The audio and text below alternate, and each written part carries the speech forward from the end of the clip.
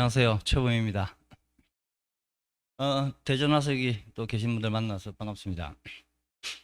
오늘 제 주제는 보시다시피 디자인 노말은 어떻게 만들어지는가인데, 디자인 노말이라는 말은 낯설죠. 디자인 노말이라는 말은 일반적으로 쓰는 말은 아니에요. 근데 이제 당연히 이제 오늘 제가 디자인 노말이라는 개념을 이제 가지고 나온 건 이제 요즘 우리가 많이 이야기하는 뉴 노말 때문이죠. 말하자면 이제 요즘 이야기되는 뉴 노멀과 이제 디자인을 연결시켜서 생각을 해보자라는 겁니다. 우리 다들 지금 겪고 있는 것처럼 바이러스로 인해서 세상이 바뀌었죠. 바이러스로 인해서 우리 삶이 바뀌었는데 되나요? 밑에 거. 예.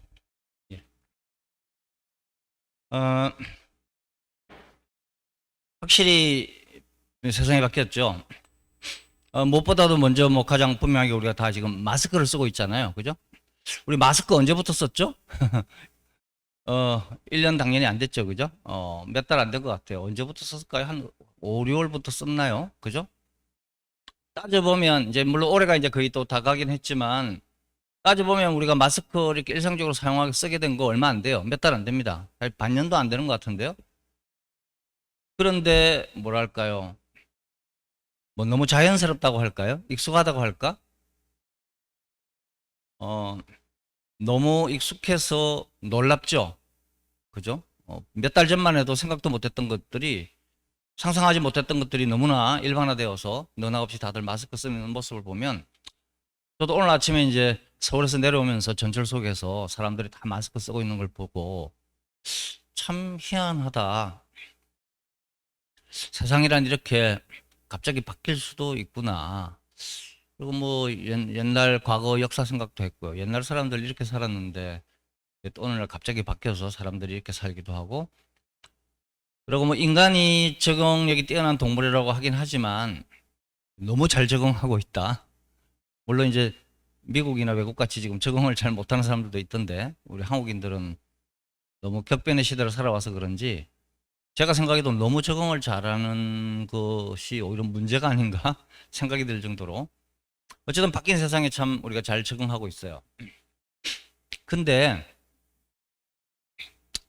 우리가 바뀌었다 하는데 정확하게 말하면 무엇이 바뀐 거죠? 그러니까 항상 우리가 사는 세상은 항상 바뀌어요. 언제나 변화합니다. 다만 그것이 당장 눈에 보이느냐 안 보이냐이지. 그래서 빠른 변화도 있지만 또 오랜 시간에 걸쳐서 천천히 변화하는 것도 있고, 우리 인간의 삶이 어떻게 변화하는가라는 것을 연구하는 학문이 역사학이에요. 그죠? 역사학. 만약 이 세상에 인간의 삶에 변화가 없다면 역사학이라는 학문은 필요가 없죠. 그죠? 역사학은 필요가 없어요. 역사학은 변화를 다루는 학문이니까.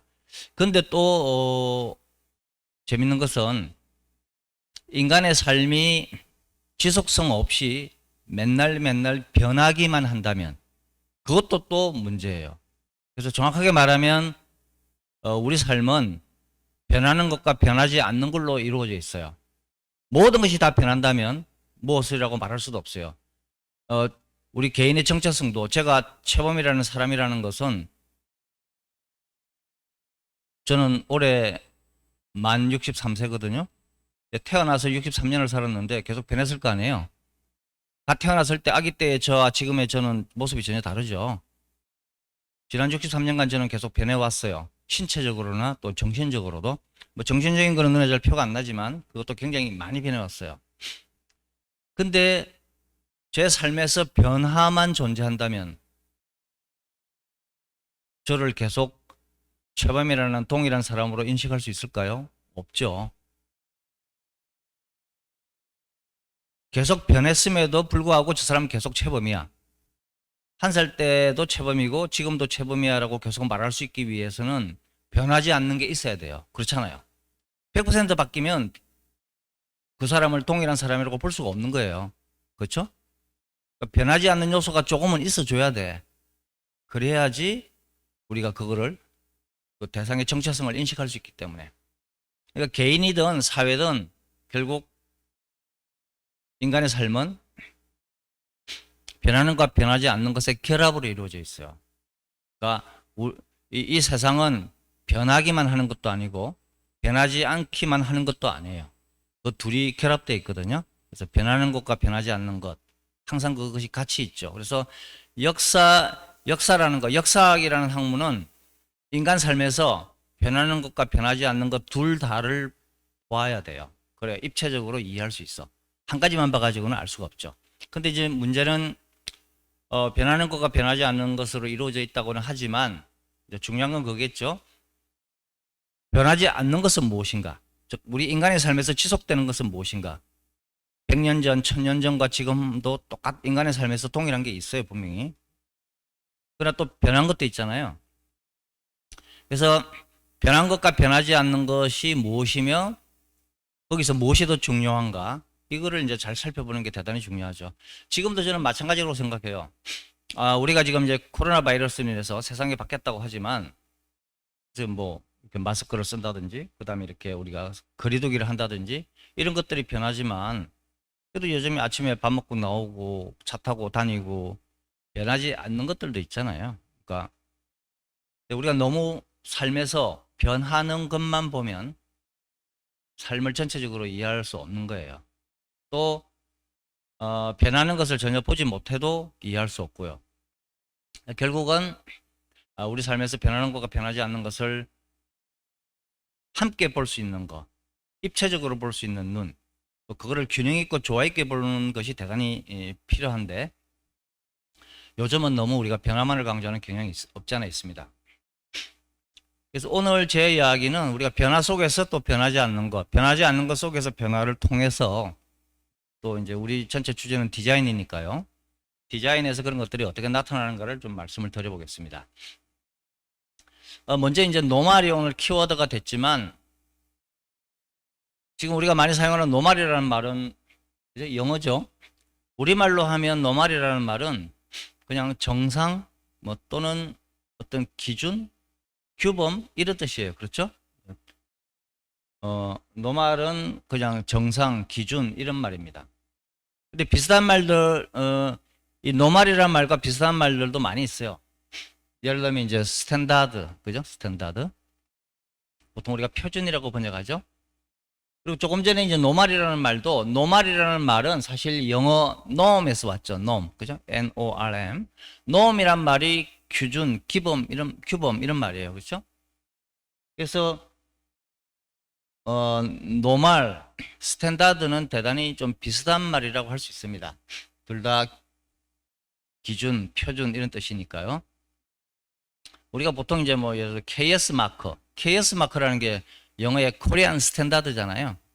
한국 표준, 그렇죠? 그것도 거기서 나온 말이죠.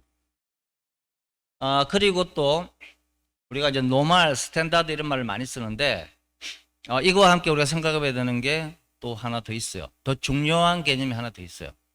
그거는 패러다임이란 말입니다. 패러다임이란 말도 많이 들어보셨을 거예요. 그죠? 패러다임이란 말도 많이 써요, 우리가. 흔히 우리가 패러다임이 바뀌었다. 또 패러다임을 전환해야 한다. 그런 말들 많이 하죠. 이 다들 이제 많이 쓰는 말들인데 먼저 이 개념들을 좀 한번 우리가 정리를 하고 들어갈 필요가 있어요. 노말이라는 말과 스탠다드라는 말과 패러다임이라는 말은 어떻게 같고 어떻게 다른가? 그걸 우선 아는 게 중요한데 사실은 이 세 가지는 그 수준이 좀 달라요. 수준이. 노말보다는 스탠다드가 좀 더 상위예요. 노말보다는. 그리고 스탠다드보다는 패러다임이 더 상위예요. 패러다임은 굉장히 높은 수준의 어떤 기준입니다. 그러니까 우리가 기준, 표준이라고 하더라도 뭐 현대 한국인들은 하루에 밥을 3번 먹는다. 우리가 3끼 먹는 게 일반적이죠? 그게 표준이에요. 오늘날. 조선시대 사람들은 하루에 밥을 2번 먹었어요. 그건 조선 스탠다드야. 코리안 스탠다드를 하루 3번 먹는 거예요. 조선시대 사람들은 밥을 기본적으로 2번 먹었습니다. 조선시대에는 기본 산업이 농업이기 때문에 다들 농사꾼들이잖아요. 아침에, 그러니까 조선시대 사람들의 삶은 아침에 해가 뜨면 일어나서 아침밥을 먹고 논밭으로 일하러 나가는 거죠. 그죠? 그래서 낮에 해가 떠 있는 시간 동안 인공 조명이 발달하지 않았으니까 낮에 해가 떠 있는 시간 동안 논밭 일을 하다가 저녁에 해가 지면 집에 들어와서 저녁밥 먹고 자는 거예요. 그게 그 사람들의 조선시대 사람들의 일상이에요. 그러니까 낮에는 기본적으로 논밭에 나가 있기 때문에 집에서 밥을 먹을 수가 없어요. 물론 이제 그 대신에 우리 옛날 뭐 그런 거 보면 많이 나오지만 집에 있는 사람이 주로 여자들이 이제 점심거리를 챙겨서 논밭에 들고 나가서 이제 먹죠, 야외에서. 그런 걸 이제 우리가 점심이라고 하는데, 점심이란 말은 한자 말이죠. 글자 그대로 점심, 마음에 점을 하나 찍는다. 뭐 대단히 시적 표현인데, 점심은 한 끼로 인정하지 않아요. 그러니까 그건 그냥 요즘으로 치면 간식이야, 간식. 그래서 조선시대는 기본적으로 두 끼를 먹는 거죠. 그러니까 조선시대 사람들의 노말하고 현대 한국인들의 노말이 다르죠. 근데 이런 것들은 사실 좀 작은 것들이에요. 그거보다 훨씬 더 근본적인 변화들이 있는데 그런 것들. 그러니까 규범에도 상위의 규범이 있고 하위의 규범이 있잖아요. 예를 들면 우리나라에 이제 법률이라는 게 있는데 우리나라 법치국가니까 대한민국의 최상위의 법률이 헌법이죠. 그죠? 그 법도 높고 낮은 게 있거든요. 헌법은 가장 높은 법이에요. 그 외에도 굉장히 많은 우리나라에는 아마 수천 개의 법률이 있을 텐데 그 법들은 다 헌법 아래에 있는 거예요. 그것처럼 법률도 위아래가 있는 거죠. 다시 말해서 우리 인간이 살아가는 데는 어떤 규범이나 기준이 있을 수밖에 없어요. 그죠? 열차가 몇 시에 떠난다 이렇게 다 기준이 있거든요. 기준이 없을 수가 없잖아요. 콘센트 뭐 220볼트는 어떻게 생겨야 된다 이런 게 다 있는 거잖아요. 근데 이제 그 기준에 위아래가 있다라는 거죠. 상위에 높은 기준이 있고 하위에 좀 낮은 기준이 있는데 우리가 요즘 이제 노말을 이야기하지만 그리고 노말이 바뀌었다고 얘기하지만 아까 맨 먼저 제가 우리 삶은 항상 변하는 것과 변하지 않는 것의 결합으로 이루어져 있다. 한 가지만 봐가지고 인간 삶을 설명할 수 없다라고 말씀드렸듯이 지금 우리한테 중요한 것은 변하는 것이 무엇이고 변하지 않는 것이 무엇인가를 보는 견눈이 더 중요해요. 그랬을 때 지금 우리가 변한다라고 말하는 것들이 높은 차원의 근본적인 수준에서의 변화인지 그거보다 좀 낮은 단계의 변화인지 아니면 아주 작은 단위의 변화인지 마스크를 쓴다는 변화가 우리 삶에서 어떤 수준의 변화인지를 아는 게 중요하죠. 왜냐하면 사소한 작은 변화를 너무 우리가 과장해서도 안 되고 또 굉장히 근본적인 변화를 간과해서도 안 되거든요. 변화가 있는 것은 분명한데 그 변화가 어떤 수준의 변화냐를 아는 게 필요해요. 그래서 우리 인간 삶의 기준들을 우리가 층위를 구분할 필요가 있다. 그것들이 다 똑같지 않다라는 거죠. 지금 제가 이제 방금 정상, 그다음에 스탠다드, 패러다임으로 이제 인간 삶의 기준들의 층위들을 구분했는데 정확하게 말하면 이게 제일 낮은 거예요. 요즘 우리가 말하는 노말이 가장 낮은 기준이에요. 그거보다 좀 높은 게 스탠다드고요. 더 높은 게 패러다임이에요. 다시 말해서 우리 인간의 삶의 어떤 기준 중에 가장 높은 수준의 기준이 패러다임이에요. 패러다임이 변한다는 것은 엄청난 일입니다. 그러니까 어떻게 보면 오늘 제 이야기의 근본적인 질문은 이런 거죠. 문제의식은 이런 겁니다. 지금 우리가 겪고 있는 변화는 패러다임의 변화인가? 스탠다드의 변화인가? 노말의 변화인가를 아는 게 되게 중요해요. 어떤 수준의 변화이냐에 따라서 우리가 대응할 수 있기 때문에 노말의 변화는 사실 좀 작은 변화예요. 근데 만약에 스탠다드나 패러다임의 변화라면 이건 어마어마한 이야기고 우리가 굉장히 생각을 좀 근본적으로 바꿔야 되는 그런 이야기죠. 그래서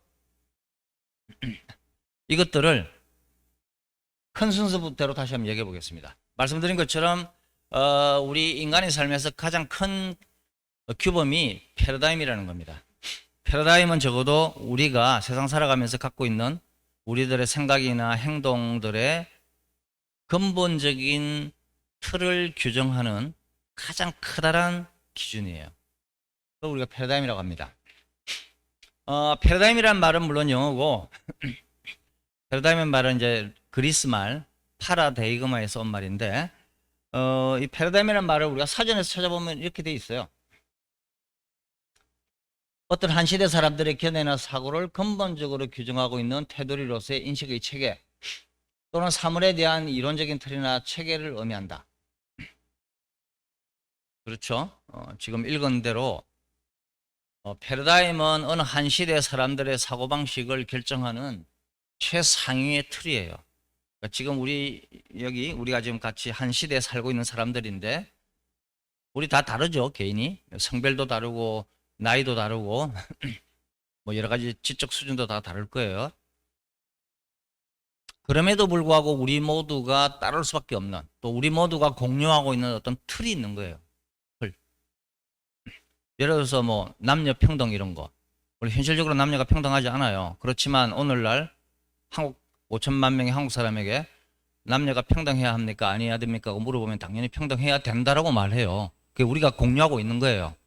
100년 전의 사람들이요. 한국이나 한국 말할 것도 없고 서양조차도 100년 전에 서양에서 남자와 여자가 평등하다 그러면 정신병원에 가뒀어요. 이 사람 아픈 사람이라고. 이거 사실입니다. 거짓말 아니에요. 사실이에요. 여러분 그 뭐죠? 그 무슨 영화도 보셨죠? 영국에서 1950년대까지 동성애는 범죄였어요. 동성애 하다가 걸리면 감옥에 가. 그게 영국 같은 나라가 50년대, 60년대까지 그랬어요. 그 시대 사람들의 패러다임이 그런 거예요. 오늘날 우리 전혀 다른 생각을 갖고 있잖아요. 그렇게 생각하지 않잖아요. 패러다임이 다른 거죠. 근데 이 패러다임이라는 말을 사실 유행시킨 거는 다른 게 아니라 미국의 과학사학자인 토마스 쿤이라는 사람이에요. 원래 패러다임이라는 말은 아주 소수의 학자들만 쓰던 말이에요. 오늘날처럼 이렇게 많이 쓰는 말이 아니야. 오늘날은 우리가 너나 없이 패러다임이라는 말을 많이 쓰지만 패러다임이라는 말이 일반화된 건 그렇게 오래되지 않습니다. 이 토마스 쿤이라는 사람이 1562년에 그 과학혁명의 구조라는 책을 썼는데 이 책에서 이제 패러다임이라는 말을 사용하면서 이 말이 유명해졌어요. 그래서 지금은 일단 이 토마스 쿤의 과학혁명의 구조, 이건 뭐 과학을 연구하는 사람 아니더라도 굉장히 중요한 책이고 현대의 정신에 굉장히 커다란 영향을 미친 책이거든요. 그래서 이 책 자체는 일종의 과학사 책이지만 과학을 넘어서서 인문, 사회 모든 분야에 엄청나게 많은 영향을 미친 책이죠. 우리가 오늘날 인문사회학 책을 보더라도 패러다임이라는 말을 굉장히 많이 발견할 수 있거든요. 그 말 자체는 바로 이 책에서 나온 겁니다. 여기서 이제 토마스 쿤이 말한 건 이런 거예요. 토마스 쿤은 이제 과학사학자, 과학 역사학자이기 때문에 이 사람은 과학의 역사가 어떻게 변화 발전해 왔나를 이제 연구하는 사람이에요. 그래서 이제 이 사람이 이제 하버드에 나왔는데 쪽 이제 연구한 결과 이 사람의 주장이 이제 그런 거죠. 과학의 발전은 점진적으로 변하지 않고 혁명적으로 변화한다. 이게 토마스 쿤의 이론입니다. 과학은 서서히 변화하지 않고 혁명적으로 변화한다. 이게 무슨 말이냐면은 과학, 여기서 말하는 과학은 이제 일단 자연과학이죠. 인간이 이 세상에 태어나서부터 살아가면서 이 자연에 대한 인간 바깥에 존재하는 해와 달과 구름과 나무와 뭐 이런 자연에 대한 경험을 하면서 지식이 쌓아져 갔을 거 아닙니까? 하루하루 시간이 지나면서 자연에 대한 인간의 지식은 늘어갔겠죠. 조금씩. 오늘 새로운 걸 알고 내일 또 새로운 걸 알고 뭐 그런 단계에서 과학적 지식은 되게 점진적으로 발전합니다. 하나, 둘, 셋, 넷 조금씩 이렇게 늘어나죠. 근데 토마스 쿤은 이제 그렇게 말합니다. 물론 일정 기간 동안 그 과학에 대한 우리의 지식은 천천히 변화한다. 조금씩 쌓여간다. 그러나 정말 중요한 것은 오랜 기간 쌓였던 지식이 어느 날 갑자기 폭발적으로 변해. 말하자면 질적 변화를 한다는 거죠. 갑자기 팍 솟아가요. 그거를 이제 혁명이라고 부릅니다. 과학혁명, 레볼루션. 다시 말하면 이런 거죠. 토마스 쿤은 과학의 발전은 계단식으로 변하는 거예요. 그러니까 오랫동안은 거의 변화가 없어요. 물론 조금씩 쌓여가지만 그거는 변화가 거의 너무 지식이 아주 조금씩 쌓여가기 때문에 발전이라고 말할 수 없는 수준. 그게 굉장히 오래 가요. 근데 그러다가 그동안 쌓였던 것이 어느 날 폭발적으로 세계에 대한 인식을 받고 조금씩 변할 때는 몰랐는데 어느 날 갑자기 오랜 시간 동안 쌓였던 지식들이 융합이 되면서 이건 아니잖아. 우린 이제까지 이 동물과 이 동물이 같은 류라고 생각했는데 알고 봤더니 전혀 다른 류로군. 이런 어떤 새로운 발견, 인식의 변화가 생긴다는 거죠. 그때 과학은 갑자기 변화하는데 그걸 이제 과학혁명이라고 부릅니다. 그래서 토마스 쿤은 과학의 역사는 천천히 변하는 단계, 이 천천히 변하는 단계를 토마스 쿤은 노멀 사이언스라고 불러요. 노멀 사이언스. 정상과학 또는 규범과학이라고 불러요. 그래서 오늘날 우리는 지구가 둥글다는 거 다 알죠? 혹시 여기 계신 분들 중에 지구가 둥글다는 거 지금 처음 아신 분 있으세요?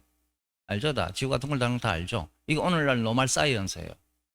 정상, 현대인이라면 정상적인가 그렇게 생각하면. 현대인인데 지구가 편편하지 않아요? 저기 멀리 나가면 땅끝에 떨어져서 죽지 않아요?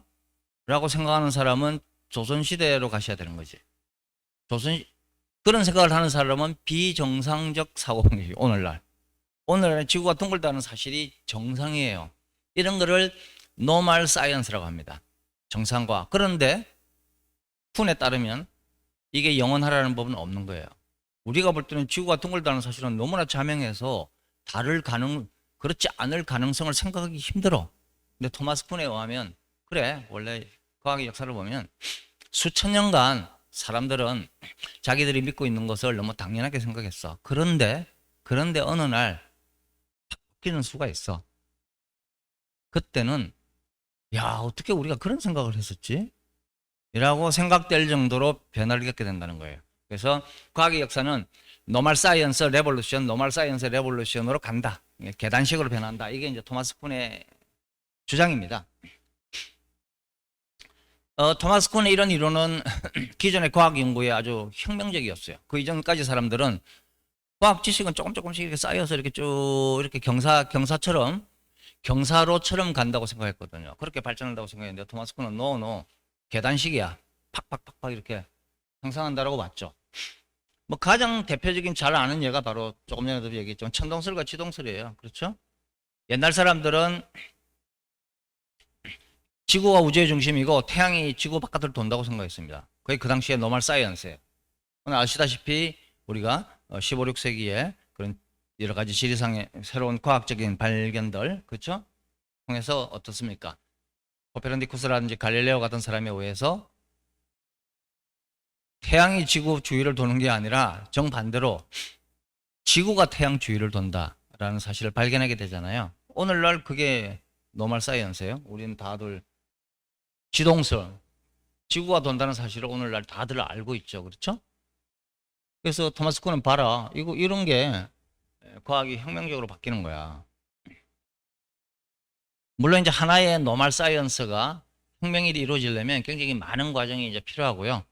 처음에는 분명한 이제 확고한 믿음이 있어요. 그러니까 옛날 사람들은 배를 타고 바다 멀리 나가면 세상 끝에 떨어져서 죽는다고 생각했어요. 그러나 어떻습니까? 실제로 유럽인들이 배를 타고 바다 멀리 가보니까 어떻게 됐어요? 출발했던 대로 다시 돌아오죠. 그렇죠? 분명히 한쪽 방향으로 계속 가면 끝에 떨어져 죽어야 맞는데 이상하게 자기가 출발했던 항구로 다시 돌아와. 이건 뭐지? 맨 처음에 그 경험을 한 사람들은 야, 이건 처음 이해하지 못했을 거예요. 내가 귀신에 사로잡혔나? 처음에는 자기가 분명히 경험했음에도 불구하고 기존에 알고 있는 신념하고 너무나 다르기 때문에 받아들이기 힘들어요. 그냥 내가 꿈을 꿨나 보지 뭐 그렇게 생각하죠. 처음에는. 그렇지만 그런 경험이 쌓이게 되면 어느 순간 어떻게 돼요? 이게 아닌가벼. 이거 뭔가 좀 이상해. 세상 끝이 없어. 끝이 없다는 얘기는 이 세상이 편편하지 않다는 얘기겠지? 만약에 편편하지 않다면 이 세상은 어떻게 생겼다고 봐야 되는 거야? 이런 물음들이 이제 나오게 되고 그런 물음들이 점점 많아지면서 나중에는 그런 의심들을 설명할 수 있는 새로운 이론이 등장하는 거예요. 처음에는 이상해라고 생각은 했지만 이걸 설명할 수는 없어. 그렇죠? 왜 출발했던 대로 다시 돌아오지? 이상하다. 이상은 하지만 그 이상함을 설명할 수는 없는 거죠. 왜냐하면 그런 상상할 수 없으니까.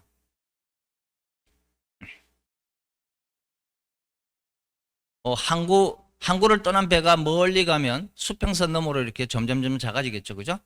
항구에서 떠날수록 멀리 갈수록 배가 점점 작아져요. 그런데 옛날 사람들도 그런 거를 경험적으로는 알고 있었어요. 분명히 이 배가 멀어질수록 작아져. 그런데 만약에 지구가 편편하다면 배가 계속 조금씩 작아지다가 사라져야 돼요. 안 보여야 돼. 근데 실제로는 어떠냐면은 어느 지점까지는 계속 작아져요. 배가. 항구에서 떠난 배를 우리가 관찰하면요. 어느 지점까지는 계속 작아져요. 근데 어느 지점이 지나면은 갑자기 없어져. 배가. 이상하다 생각했겠죠? 왜 안 보이지 갑자기? 바다에 태양이 뜰 때를 보면 태양이 바다가 붉어지다가 갑자기 불쑥 솟아나요. 지구가 평평하다면 태양이 끄트머리부터 조금씩 올라와야 돼요. 실제로는 그렇게 안 올라오거든요. 이렇게 뭐 이글이글거리다가 갑자기 툭 튀어나와요. 이건 뭐지? 옛날 사람도 이상하게 생각했을 거야. 저렇게 왜 저렇게 보이지? 근데 그걸 설명할 수는 없어요. 근데 그런 경험들이 굉장히 많이 쌓이다 보니까 야 우리가 이제까지 잘못 알고 있었던 거 아니야? 이건 뭔가 좀 아닌 것 같아. 이걸 어떻게 이해해야 되지? 그럴 때 과학자들이 어, 지구가 평평하지 않고 둥글기 때문에 그렇게 보이는 거야. 그때 그렇지 그러니까 그렇게 보였구나를 받아들이게 돼요. 그때 과학상의 혁명이 이제 일어나게 되죠. 뭐 이런 게 대표적인 예가 되겠습니다. 그러니까 패러다임이 바뀐다는 거는 어마어마한 일이고 쉽게 말하면 패러다임이 다르면 그냥 같이 못 살아요. 그렇지 않습니까? 지구가 평평한 사람하고 지구가 둥글다는 사람하고 한 집에 같이 살 수 있겠습니까? 그것만 다른 게 아니죠. 거기에 대한 인식이 다르면 모든 게 다 달라요. 남자와 여자가 평등하다고 생각하는 사람하고 남자가 여자보다 우월하다고 생각하는 사람이 한 집에 살 수 있습니까? 그 모든 분야의 가치관의 차이가 발생하거든요. 그런 것들이. 자, 어쨌든 패러다임이 변한다는 건 엄청난 일입니다. 그래서 패러다임은 굉장히 최상위의 규범이에요. 패러다임이 쉽게 안 변하죠. 주로 몇백 년, 몇천 년에 한 번 변하는 거예요. 그러니까 이 물음은 이런 거죠. 아까도 좀 전에 말씀드렸지만 만약에 지금 우리가 겪고 있는 경험이 패러다임의 변화를 의미한다면 이건 뒤집어질 일이에요. 그렇지는 않을 거라고 생각합니다. 그렇지 않기를 바라요. 제 생전에 전쟁은 일어나도 패러다임 변화는 일어나면 안 됩니다.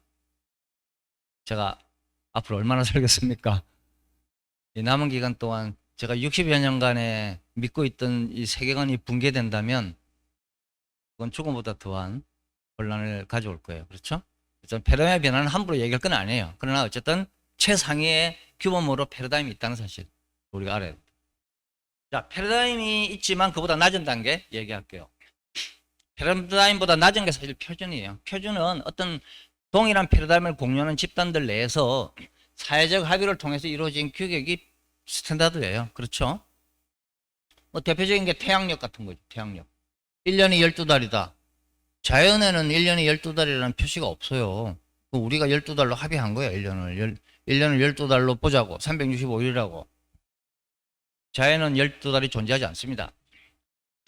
오늘 우리가 사용하는 대표적인 도량행위 미터법. 미터법 우리가 인간이 만들어서 합의한 거예요. 그죠? 지구 둘레 뭐 몇만 분의 몇백만 분의 1을 뭐 1미터로 하자. 이런 거 정해진 거잖아요. 우리가 정해진 거지. 자연 지구에 미터가 없어요. 각종 프로토콜들, 표준어도 당연히 우리 정해진 겁니다. 우리 한국말이 지역마다 다른데 어디 말을 표준으로 삼을 거냐 이런 건 우리가 정하는 거예요. 외래어 표기법, 아까 얘기했던 공업 표준 이런 건 다 사회적 합의에 의해서 만들어진 거예요. 뭐 우리가 잘 아는 이런 픽토그램들 그죠? 장애인 표시, 뭐 남자 여자 표시 이거 다 사회적으로 정해진 거죠. 같은 규범 속에 있는 사람 세계 어디를 가도 이게 다 통용되는 언어죠. 이런 게 이제 표준입니다. 그다음에 표준. 표준은 어떻게 정해지는가? 누가 표준을 만드는가? 과거에 표준을 만드는 것은 권력이었어요. 그죠? 권력. 동양에서 대표적으로 바로 진시황. 최초로 중국을 통일한 통일제국을 건설한 진시황이 한 대표적인 일이 뭡니까? 도량행을 통일한 거잖아요. 그죠?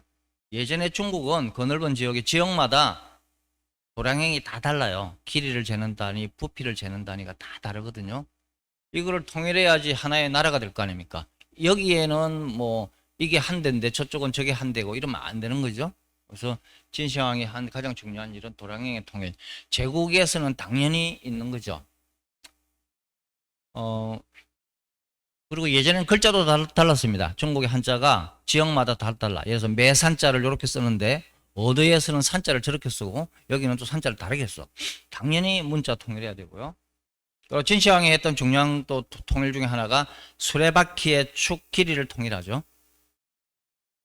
그 당시에 이미 지역마다 수레바퀴가 다 다르면 안 되죠. 이 지역에서 저 지역으로 이동하기 위해서는 수레바퀴가 같아야 되고 여기서 간 수레가 고장이 나면 거기서 갈아야 되기 때문에 길이가 다 같아야 하고 수레바퀴의 길이, 축의 길이가 같아야 전국에 도로를 건설할 수 있고 제국을 만들 수 있는 거예요.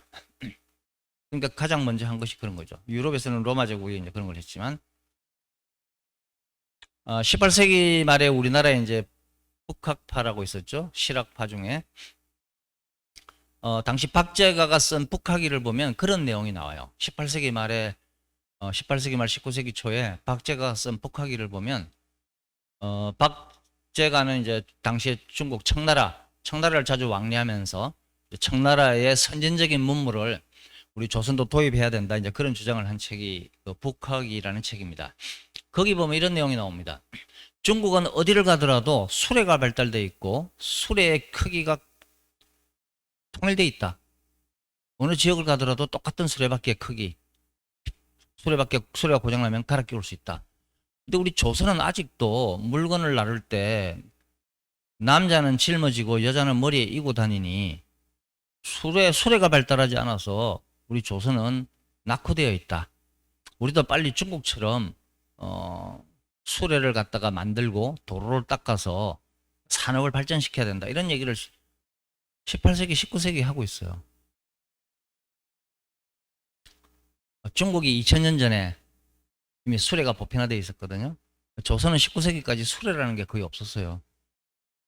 그 하나만 봐도 과거에도 그 당시에 중국과 조선의 차이가 얼마나 어마어마했는가를 알 수가 있죠. 어쨌거나 뭐 그런 것들이 권력이 표준을 만드는 거죠. 뭐 서양도 마찬가지죠. 오늘날 우리가 사용하고 있는 미터법은 프랑스 과학자들이 만든 거예요. 지구 길이의 몇백만 분의 1을 기준으로 삼은 거죠. 그리고 그거를 실시한 거는 나폴레옹이에요. 그래서 나폴레옹이 실제로 이런 말을 했어요. 정복은 순간이지만 미터법은 영원하리라. 나폴레옹이 한 말이에요. 이거는 현실이죠, 지금도. 자, 표준이란 이런 거죠. 그 다음에 이제 표준보다 좀 낮은 단계.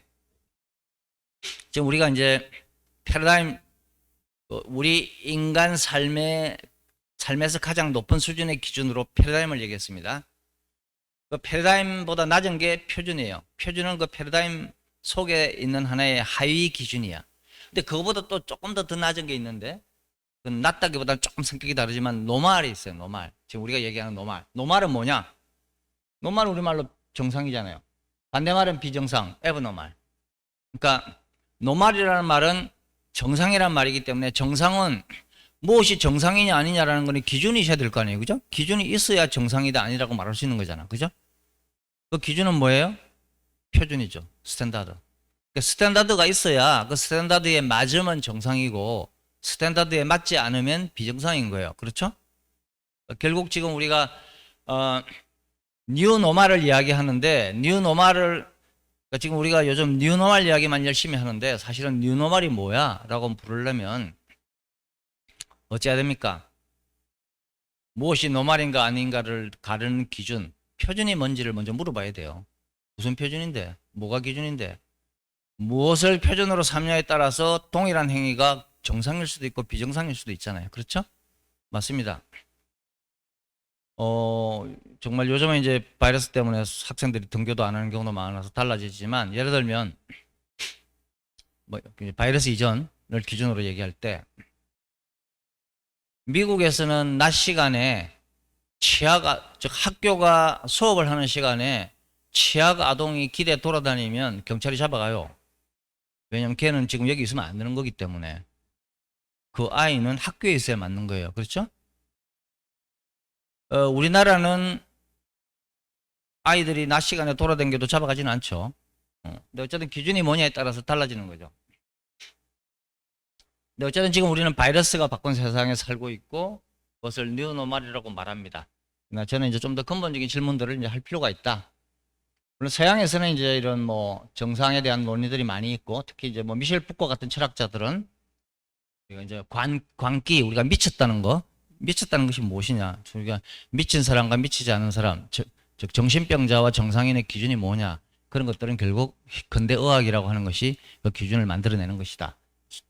즉 근대 의학이라는 스탠다드가 인간을 정상과 비정상으로 만든다는 거죠. 뭐 그런 거는 다 우리 삶의 모든 영역에서 다 마찬가지가 되겠습니다. 네.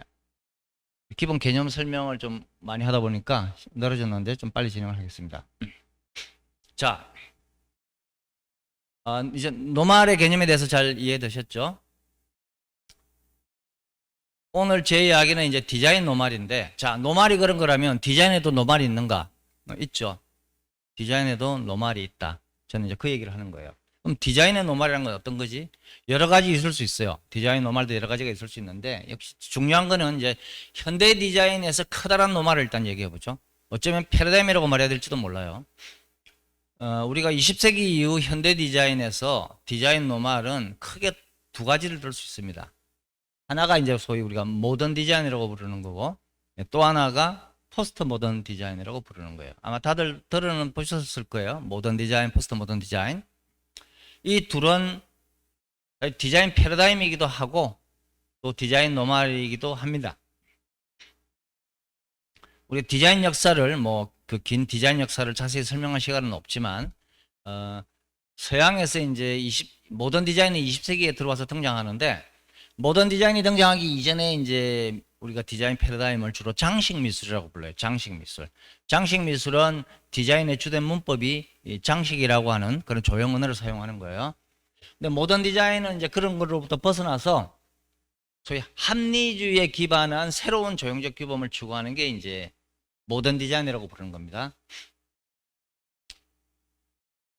그래서 이제 모던 디자인은 대체로 20세기에 등장해서 20세기 전반 1950, 60년대 정도까지 지배적인 패러다임이고요. 그 이후 2차 대전 이후에 1960년대 이후부터는 서양의 경우는 새로운 디자인 패러다임이 등장하는데 그걸 우리가 이제 포스트 모던 디자인이라고 부르죠. 포스트 모던 디자인은 뭐 글자 그대로 하면 모던 디자인의 합리주의를 벗어나서 다원주의적인 가치를 추구하는 것이다. 일단 이렇게 말씀드릴 수 있고요. 하나하나 세부적으로 좀 말씀드릴 시간은 좀 없네요. 간단히만 살펴보면 모던 디자인은 앞서 얘기했듯이 이제 장식을 부정해요. 왜냐면 19세기까지의 장식 미술은 주로 어떤 제품을 디자인하는데 어떤 장식을 할 것이냐가 주된 디자인 방법론이에요. 예를 들면 이 의자는 임금님이 하는 의자니까 여기는 용을 새겨야 돼. 뭐 이런 게 이제 장식 미술의 논리죠. 장식 미술은 철저히 디자인이 그걸 사용하는 사람의 신분에 따라요.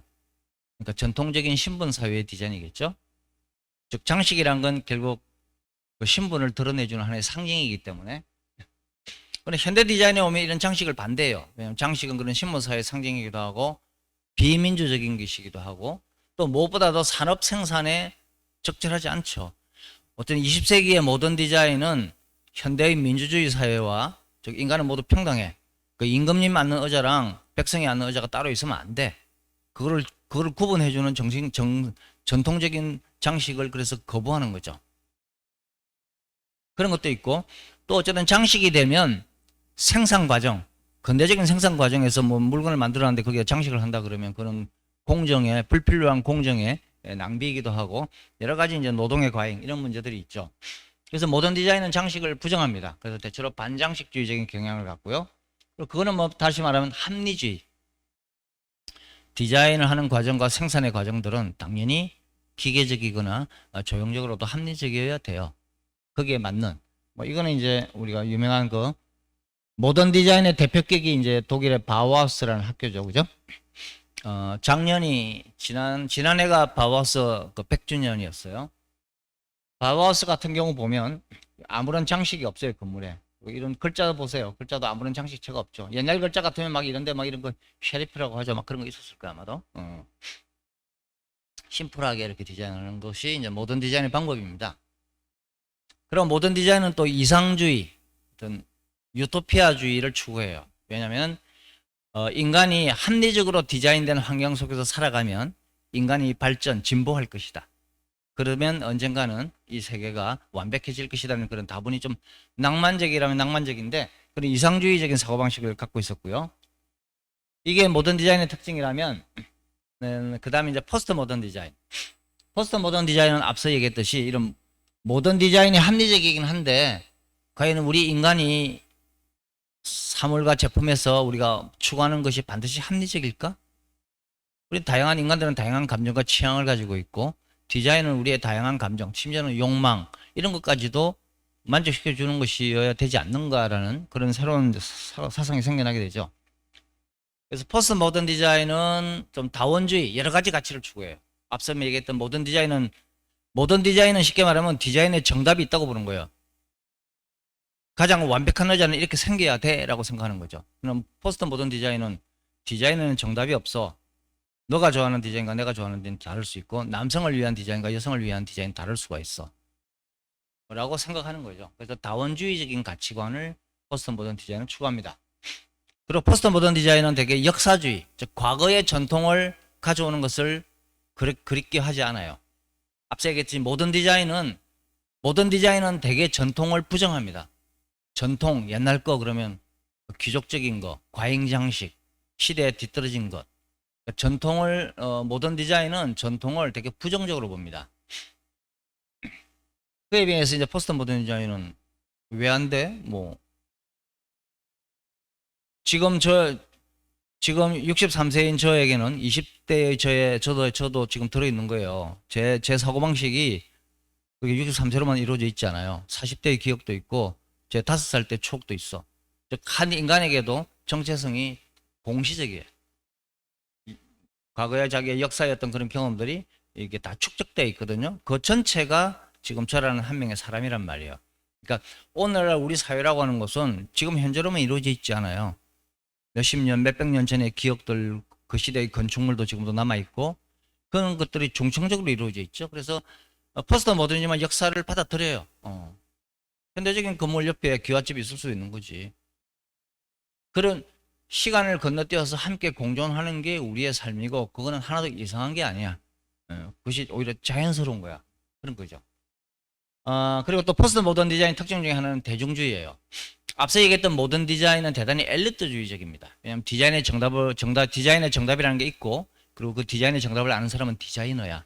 그래서 모던 디자인은 좀 대중을 무시합니다. 대중의 취향 같은 건 전혀 고려하지 않아요. 왜냐하면 좋은 디자인을 결정하는 것은 디자이너지 대중이 아니기 때문에. 그리고 우리는 좋은 디자인을 하는 것이지 너가 좋아하는 디자인을 하는 게 아니야 라는 거죠. 그렇지만 포스트 모던 디자인은 당연히 그렇지 않습니다. 2차 대전 이후에 이제 대중 소비 사회에 등장한 포스트 모던 디자인은 당연히 대중의 취향을 존중하고 디자인에 있어서 디자이너의 절대적인 권위를 인정하지 않습니다. 그러다 보니까 이제 이렇게 다양한 이제 디자인, 이건 대부분 이태리 디자인들인데 이런 것들을 볼 수 있죠. 포스트 모던 디자인에 하나하나 이야기하기는 힘들고요. 현대 디자인의 대표적인 두 가지 패러다임, 두 가지 노말, 모던 디자인과 포스트 모던 디자인을 말씀드렸습니다. 이 정도 이야기를 이제 몸통으로 하고 우리가 이제 몇 가지 생각해 볼 것들을 한번 보도록 하겠습니다. 노말이라는 말은 정상이라는 말은 다르게 말하면 또 평범함이에요. 그죠? 우리 노말하다라는 말은 평범하다는 말이에요.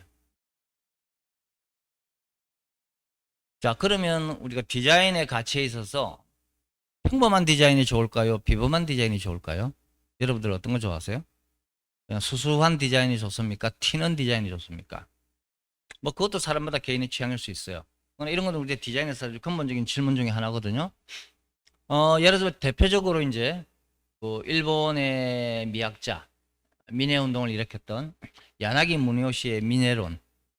야나기 무니오시는 이제 우리 일제시대 조선에 와서 조선에 많이 왔고 조선을 되게 사랑했던 일본인이죠. 야나기 무니오시는 이제 우리 조선공예에서 민해의 가장 이상적인 모델을 발견했는데 야나기 무니오시의 미학은 이런 거예요. 게떼몬, 일본말로 게떼모네라 그러는데 하찮은 것, 또 말하게 말하면 이제 평범한 것, 별 볼 일 없는 것, 그런 것이 아름답다는 거죠. 그러니까 야나기 무뇨시는 전통적인 귀족 공예보다는 민중들이 일상에서 사용하는 평범한 물건들이야말로 진짜 아름다운 것이다. 야나기 무뇨시는 고려 청자보다 이조백자가 훨씬 더 아름다운 거예요. 그래서 어쨌든 평범한 것이 아름답다라는 미학이 있다면 그것을 대표하는 사람을 야나기 무뇨시라고 부를 수 있을 거예요. 야나기 무뇨시는 어쩌다가 한번 하는 외식보다는 매일매일 우리가 먹는 집밥이 더 좋은 음식이야. 뭐 이런 논리죠. 평범함의 미학에 대해서 뭐 우리가 어려울 거 하나도 없어요. 그죠? 우리도 살면서 다 이런 정도의 진리는 우리도 알죠. 근데 이제 우리가 말하는 우리가 지금 살고 있는 이 소비사회, 소비사회 디자인은 어때요? 소비사회 디자인은? 소비사회 디자인은 한마디로 그런 거잖아요. 튀어야 산다.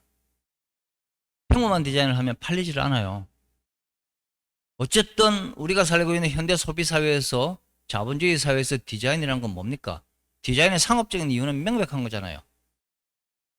소비자의 눈에 드는 매력적인 디자인을 통해서 수입을 창출하려는 게 디자인의 경제적인 이유죠. 디자인의 목적이 뭐 경제적인 것만 있는 건 아니지만 어쨌든 경제적인 게 가장 중요한 것 중에 하나이고, 오늘날 현대사회에서 디자인이라는 마케팅 수단의 한 부분이에요.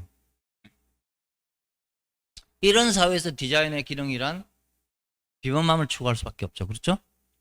회사에서 뭐 디자인 하는데 야 평범한 거 해봐 이렇게 안 할 거 아닙니까? 어떻게 뭐 이번 시즌에 어떻게 좀 괜찮은 거 하나 나오나? 뭐 좀 멋있는 걸 하나 뽑아봐. 뭐 이럴 거 아니에요. 그래야지 소비자에게 어필을 하고 잘 팔릴 테니까. 기업이 디자인을 생산하는 이유는 그거예요.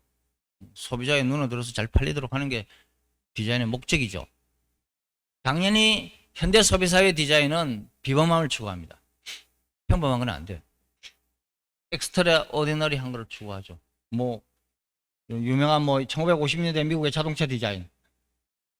자동차에 날개가 왜 있습니까? 뭐 비행기도 아닌데. 여기 날개를 왜, 여기 이 자동차 디자이너에게 만약에 이 날개를 왜 붙였어요? 비행기도 아닌데 라고 물어보면 뭐라고 할 거예요? 하늘을 난다고 하겠습니까? 그건 아니죠. 그래야지 눈에 띄니까. 비범하잖아. 이런 거겠죠? 자, 지금 조금 전에 야나기 무뇨시의 평범함의 미학, 현대 소비사회를 지배하고 있는 비범함의 미학. 여러분 어느 쪽에 손을 들어 주시렵니까? 우리 평범한 걸 아름답다고 해야 할까요? 튀는 것을 아름답다고 해야 될까요? 뭐 경우에 따라 다르겠죠. 그죠? 어떤 때는 평범한 것이, 어떤 때는 비범한 것이. 각기 또 나름대로의 매력이 있겠죠. 그러나 이제 지금 우리가 얘기하는 거는, 그래서 이제 비범함과 평범함 중에 하나를 선택하는 문제라기보다는 우리가 이제 이거를 같이 보는 눈이 또 필요하다. 다시 말해서 비범함 속에 평범함이 있고 평범함 속에도 비범함이 있는데 이 둘을 또, 물론 비범함과 평범함은 그 자체로는 대립적인 개념이에요.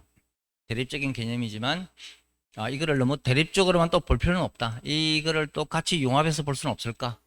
생각해 보죠. 그러다 보니까 또 이런 생각을 한 사람들이 있어요. 그래서 뭐 여러분들도 보신 적이 있는지 모르겠는데 그 일본의 후카사와 나오토하고 영국의 제스퍼 모리슨이라는 디자이너가 이런 책을 썼죠. 이거 원래 이제 원래 전시 제목인데 나중에 책으로 나왔습니다.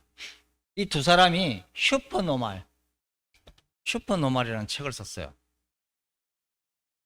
아니, 노말이면 노말이지 슈퍼노말은 또 뭡니까? 그냥 평범한 게 아니라 극도로 평범해.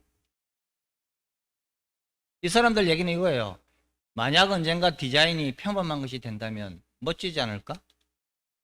무슨 이야기죠? 디자인이 평범한 것이 되면 멋지지 않을까? 그거 이미 야나기 무네요시가 100년 전에 한 얘기잖아요. 응? 조선 민예를 보고서 평범한 것이야말로 가장 아름다운 것이라고 얘기했는데 이들의 사고방식은 100년 전에 야나기 생각하고 똑같은 거예요. 그것을 다시 리바이벌 한 거예요. 그러나 어쨌든 비범한 디자인이 좋은 디자인이다. 튀는 디자인이 잘 팔린다라는 사고방식에 매몰되어 있는 현대인들에게는 뭐 다시 평범함의 가치를 다시 환기시켜 줬다라는 의미가 있을 수는 있죠. 그죠? 이 사람들의 이야기는. 그래서 오늘날 우리가 이런 것들을 한번 생각해 볼 필요가 있다. 그리고 이제 뭐 이 이야기를 바탕으로 이제 마무리하겠습니다. 지금 우리가 뉴노멀이 이야기되는 시대에 그럼 디자인은 어떤 관계가 있을까? 우선 우리가 이제 저는 뭐 뉴노멀 시대의 디자인이 어떻게 될 것이다 저는 예측할 수 없어요. 그건 누구도 몰라요. 저도 모릅니다. 그런 걸 함부로 예측하는 일은 경솔한 일이 되겠죠. 그런 거는 알 수 없지만 다만 지금 우리가 겪고 있는 변화 속에서 어떤 실마리 정도는 얘기해 볼 수 있을 것 같아요. 그죠? 자, 우리가 경험하고 있는 게 가장 먼저 뭐예요? 바이러스가 불러온 변화가 뭡니까? 제일 첫째는 거리두기 아니에요. 그죠? 거리두기. 이제 뭉치면 죽고 흩어져야 산다 아닙니까? 지금은. 그렇죠? 디스턴싱이에요. 이게 어떤 변화를 우리에게 줄까? 우리 또 여기에도 금방 익숙해질 수 있을까? 모르겠습니다. 근데 이제 이 거리두기라고 하는 건 일단 우리 공간 경험의 변화인데 이건 되게 중요한 부분이에요, 사실은.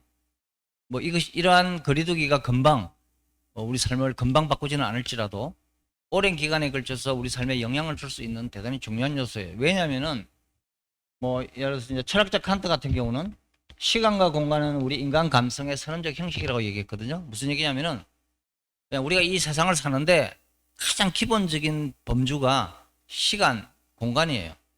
일단 우리 시간과 공간을 선택해서 태어날 수 없잖아요. 그죠? 이 중에서 이 시대에 이 20세기 대한민국에 태어나는 걸 선택하는 사람이 어디 있습니까? 이거는 그냥 기본값이에요. 기본, 디폴트. 그냥 태어나 보니까 20세기 대한민국인 거예요. 저는 한국전쟁이 끝난 지 4년 뒤에 태어났는데 그냥 그때 태어난 거야. 이거는 저에게 주어진 기본값이에요. 내가 어떻게 할 수 없는 거예요. 제가 이 한국에서 태어나서 공부도 많이 하고 뭐 똑똑하고 뭐 글도 써서 유명해지고 아무리 그래도 그런 거는 저의 경험적인 내용들이지만 제 삶을 규정하는 가장 기본적인 거는 제 삶에서 가장 중요한 것은 분명히 한국전쟁 끝난 뒤 4년 뒤에 대한민국에 남한에서 제가 태어났다는 이 사실이에요. 그거보다 더 중요한 일은 없어요. 일단 그거를 밑바탕으로 거기서 제가 뭐 공부도 하고 이것도 하고 뭐 문화운동도 하고 그랬던 거죠. 왜냐면 60여 년간 살아온 제 삶은 기본적으로 저에게 주어졌던 그 기본값 위에서 제가 이런저런 그림을 그려온 거거든요. 그러니까 시간과 공간은 우리 삶에 너무나 기본이라서 우리가 뭐 의식도 못하지만 그런 거죠. 그래서 만약에 거리두기라는 경험들이 우리의 공간 경험에 변화를 준다면 장기적으로 그것은 엄청난 일이 될 것이다. 다만 지금 이런 상황이 또 알 수 없죠, 솔직히. 내년에 백신이 보급돼서 우리가 또 1, 2년 뒤에 언제 그런 일이 있었지? 라고 하면서 2020년 때 우리가 좀 호들갑을 좀 떨었지? 헐헐 껄껄하고 웃을지도 몰라요. 그렇죠? 그렇게 됐으면 좋겠어요. 그렇게 될 수도 있어요. 그렇지만 어쨌든 이런 변화들이 어떤 영향을 줄 수 있을 것이다 라는 얘기고요. 자, 마지막으로 어쨌든 지금 당장 우리가 경험하는 거는 이런 거예요. 이 이상은 저도 모르는데 뭐 가장 두드러진 건 역시 여러 번 말씀드린 것처럼 이런 마스크를 쓴다는 거, 거리두기를 한다는 거 이런 거죠. 지금은 이게 힌트예요. 지금 현재 우리는 힌트 이상을 말할 수는 없죠. 그렇죠? 이런 힌트가 어떤 변화를 줄 것인가. 그리고 앞서 얘기했듯이 여러 가지 시나리오, 이 바이러스로 인한 이런 충격, 경험들에 대해서 우리가 여러 가지 시나리오를 생각해 볼 필요가 있습니다.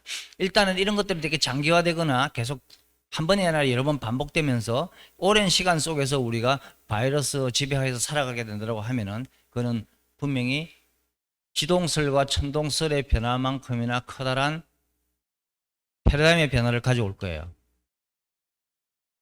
그는 분명히 그럴 겁니다. 그러니까 일시적인 코로나19 바이러스를 대체했지만 또 새로운 변종 바이러스가 계속 등장하고 몇 년마다 한 번씩 우리가 이걸 경험하면서 기본적으로 우리가 바이러스에서 벗어난 삶을 사는 것이 불가능하다는 인식이 그런 현타가 오면 우리가 세상을 보거나 인간의 삶을 이해가 완전히 달라질 거예요. 만약에 그런 시나리오 1번 여러분들 그런 얘기 들어보신 적 있어요? 얼마 전까지만 해도 일군의 그 생태 근본주의자들이 이런 말을 했죠. 인간은 지구에 기생하는 바이러스야. 우리 인간을 바이러스라고 불렀거든요. 그런 관점이 있어요. 인간이 바이러스의 일종이야. 근데 지금은 우리가 이제 우리 인간이 아닌 바이러스에 공격을 받고 있는 거죠. 그런 시나리오가 있고 또 다른 시나리오도 있을 수 있어요. 예를 들면 정반대로 내년에 백신이 나와서 우리가 바이러스로부터 완전히 벗어나서 2020년이 그냥 하나의 7080 추억처럼 되어버릴 경우 다시 우리는 과거로 돌아가겠죠. 물론 똑같지는 않을 거예요. 완전히 과거로 그대로 돌아가는 건 불가능하겠지만 어쨌든 어느 정도 정상성을 우리가 획득하게 되면 그때 또 우리 삶은 또 좀 다르겠죠. 그 외에도 여러 가지 이제 경우 수가 있는데 뭐 지금 현재 우리가 할 수 있는 일은 그런 여러 가지 시나리오들을 생각해 보는 것이 아닐까. 그리고 이런 구조 어쨌든 패러다임의 수준이든 스탠다드의 수준이든 노말의 수준이든 어떤 우리 삶의 변화가 지금 경험되고 있는 현실에서 저는 우리가 이 세상을 살기 위해서는 세상을 잘 살기 위해서는 그런 좀 커다란 시각을 거시적인 시각을 가질 필요가 있다는 것이고요. 몇 가지 시나리오들을 저도 저지만 저보다 특히 저는 이렇게 젊은 분들 지금 젊은 분들은 이런 몇 가지 시나리오들을 좀 생각하실 필요가 있다. 어떤 시나리오냐에 따라서 자기 그 각본이 되게 달라질 수밖에 없기 때문에 좀 그런 입체적인 사고, 거시적인 사고가 필요하지 않나 싶고요. 디자인과 관련해서는 결국 이 정도 어떤 시나리오에 따라서 디자인 굉장히 달라질 것이기 때문에 다만 현재 우리가 경험하는 것은 이렇다. 이런 것 속에서 이제 디자인이 노말과 굉장히 밀접하구나. 그리고 그동안 우리가 모던 디자인에다 포스트 모던 디자인이라는 것도 알고 보면 그 시대의 노말이었다. 모던 디자인 시대에는 디자인을 그렇게 하는 게 정답인 거예요. 다르게 디자인하면 이상한 거야. 뭐 의자를 디자인하는데 여기 뭐 꽃을 그릴까 뭐 거북이를 그릴까 그러면 걔는 노말에 벗어나는 거예요. 모던 디자인 시대에는 그랬어요. 포스트 모던 디자인 시대에 모던 디자인의 방법론으로 적용을 하면 그 에버노멀한 거죠. 그래서 앞으로 디자인이 어떻게 변화할지 무엇이 또 새로운 노말과 에버노멀이 될지는 더 우리가 지켜봐야 될 거가 아닐까 싶습니다.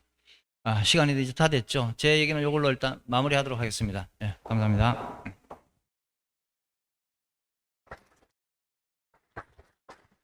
예, 말씀 감사합니다. 제가 뒤에서 듣다가, 많이 끝까지 들어야 될 것 같아서 끊다는 표현 들어서 죄송합니다. 말씀을 못 드렸어요.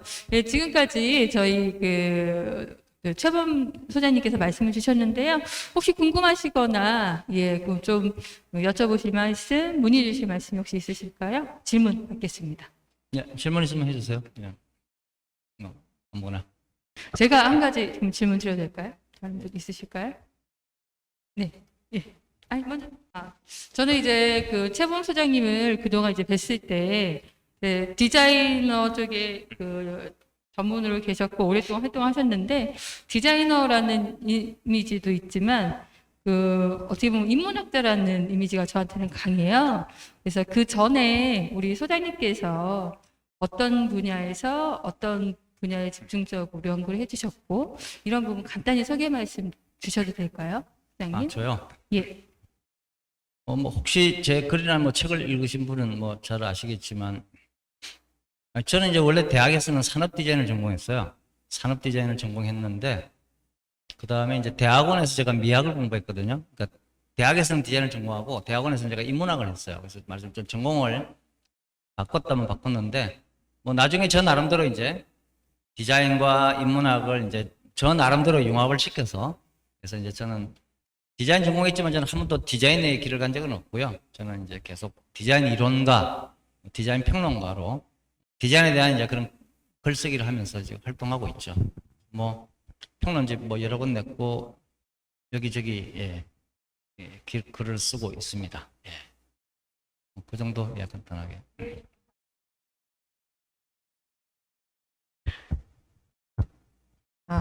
똑같이 또 좋은 강의 해주셔서 감사하고 저도 이제 실무를 하고 있고 디자인 쪽으로 계속 공부를 진행을 하고 있는데 항상 드는 이제 생각이 견문을 넓혀야 된다고 말씀을 많이 하시잖아요. 근데 솔직히 제가 경험을 하면서 저도 나름의 지식을 쌓고 많이 보려고 노력을 하지만 견문이 쌓인다는 게 그냥 경험만 하는 게 다인가? 이 경험을 통해서 내가 어떻게 나아가야지 견문을 쌓을 수 있는지에 대해서 좀 많이 궁금해지더라고요. 이게 매번 계속되는 반복적인 질문이라서 이 부분에서 좀 조언 얻을 수 있으면 감사하겠습니다. 견문을 쌓는 데는 거기에 견문을 많이 쌓아야 된다는 거 이상으로 뭐 제가 드릴 질문이 있을까요? 다만 이제 뭐 그 길게 얘기할 시간은 없지만 제가 이제 대학에서 이제 디자인을 전공했다고 말씀드렸잖아요. 제가 사실 디자인 평론가가 된 어떤 그런 계기, 문제의식은 좀 저는 그런 거였어요. 제가 이제 산업 디자인과를 다닐 때는 이제 학교에서 이제 강의실에서, 실기실에서 디자인 전공하니까 학교에서는 이제 소위 좋은 디자인을 되게 많이 보잖아요. 그죠? 특히 멋있는 외국 디자인 도판, 책들 이런 거, 뭐 이탈리아 디자인이라든지 뭐 스칸디나비아 디자인이라든지 그런 책들을 많이 보죠. 멋있는 그런 디자인들이 담겨 있는. 근데 강의실에서는 그런 디자인들을 보고 막 이런저런 얘기를 하는데 그러다가 이제 제가 수업 끝나고 학교 바깥에 나오면 학교 교문을 벗어 나오면 교문 바깥에 있는 풍경은 안 그런 거예요. 쉽게 말하면 강의실 안과 강의실 바깥이 너무 다른 거예요. 난 강의실 안에서는 뭐 람보르기니가 어떻고 뭐 방엔 올롭센이 어떻고 맨날 이런 얘기 하는데 막 스칸디나비아 조명이 뭐 어떻고 근데 왜 학교 바깥에 나오면 우리 동네는 우리 학교 앞 분식집은 왜 거리의 간판은 왜 우리의 현실은 아름답지 않을까? 쉽게 말하면 학교 안 디자인과 학교 밖 디자인은 왜 이렇게 다를까? 이런 게 저의 문제의식이었어요. 그 문제의식을 계속 파고들다 보니까 제가 여기까지 온 거예요. 그래서 디자인에 대한 글도 쓰게 되고 이런 거거든요. 지금 무슨 말씀이냐면은, 저는 이제 평론가로서 제가 공부를 많이 해서 평론가가 된 게 아니라 만약에 제가 평론가가 됐다면 그 이유는 문제의식일 거예요. 뭔가 이상한 게 있는 거예요, 이상한 거. 마음에 안 드는 게 있는 거예요. 세상에 제일 행복한 사람은 그런 고통이 없는 사람이겠죠. 그렇잖아요. 어쨌든 저는 저에게 불편한 게 있었던 거예요. 아픈 게 있었던 거예요. 아픈 게. 왜 이렇게 아프지? 그래서 이렇게 말하면 너무 좀 이상하게 멋있어지는데 제가 세상보다 먼저 아팠던 거예요. 그래서 좀 저의 아픔을 해결하려고 치료하려고 왜 한국 디자인과 이 책에서 나오는 디자인 다를까? 학교에서 가르치는 것과 우리 동네 디자인이 이렇게 다를까? 이 차이는 뭘까? 왜 강의실에서는 우리 동네 디자인은 이야기하지 않는 걸까? 그러니까 우리는 졸업하면 다 대기업 취직해가지고 그냥 자동차 디자인하고 휴대폰 디자인하면 되는 건가? 그러면 그냥 디자인 코리아 만세가 되는 건가? 나는 우리 방에 카텐도 좀 좋았으면 좋겠고 장롱도 좀 멋있었으면 좋겠는데 이런 고민을 계속 했던 거고 그 고민이 저로 하여금 이제 한국 사회와 디자인을 비판적으로 보는 평론가로 만들어줬던 것 같아요. 제 얘기는 그렇고요. 실무를 하신다니까 디자이너는 다르겠죠. 그러니까 이제 견문은 당연히 넓혀야 되는데 제 이야기는 그냥 뭐 공부 많이 하고 해외여행 많이 가고 그런다고만 되는 게 아니에요. 문제의식이 있어야 한다는 겁니다. 이것은 왜? 문제의식이 있을 때 경험이나 공부가 자기를 뭔가로 다른 존재로 만들어준다고 생각해요. 문제의식이 없이 아무리 공부 많이 해도 그거는 그냥 좀 막하게 말하면 그냥 지식이 늘어나는 것이에요. 그래서 제 얘기는 우리가 공부를 할 때 문제의식을 가지고 공부하는 것과 그냥 아무 생각 없이 뭐 시간도 남고 뭐 한데 그냥 대학원이나 가볼까 그렇게 공부하는 건 되게 다르다는 겁니다. 금방은 차이가 안 날지 몰라도 10년, 20년이 지나면 문제의식을 가지고 공부한 사람과 그렇지 않은 사람은 굉장히 달라요. 전혀 달라요. 그래서 공부를 하시는데 또 문제의식을 가졌으면 좋겠다. 뭐 나는 아무 불만이 없는데 문제의식을 억지로 가져야 되나? 물론 그럴 필요는 없죠. 문제의식 없으면 제일 좋아요. 일부러 억지로 문제의식을 만들 필요는 없어요. 그러나 그런 사람은 없겠죠. 그죠? 저는 분명히 모든 사람은 다 자기 나름대로 문제의식이 있을 거예요. 근데 그거 누구나 세상 살면서 불편하거나 마음에 안 드는 점, 아픈 점이 다 있잖아요. 그런 게 문제의식이거든요. 근데 많은 사람들은 자기의 문제의식과 싸우지 않죠. 씨름하지 않지. 그걸 끝까지 가져가지 않아요. 그냥 뭐 세상 다 이런 거지 뭐. 나 혼자 뭐 뼈죽에 뺄 수 있나. 뭐다 그렇고 그런 거지. 이런 식으로 자기의 고통, 불편, 문제의식을 치열하게 싸우지 않죠. 그냥 대충 뭐 대충 덮고 살죠. 그죠? 대부분 사람들은 솔직히 죽을 정도가 아니면은. 근데 저는 이렇게 말하면 좀 그렇지만 좀 위대해지려면 위대한 사람은 반드시 위대한 문제의식을 가지고 있어요. 저절로 위대해진 사람 아무도 없어요. 좀 멋있고 싶다고 하면 저는 자신의 문제의식을 확실한 문제의식을 가지고 그거를 계속 좀 붙잡고 고민해야 되지 않을까. 그런 삶이 좀 저는 좀 더 의미 있을 거라고 저는 생각합니다. 답변이 너무 길어졌네. 감사합니다.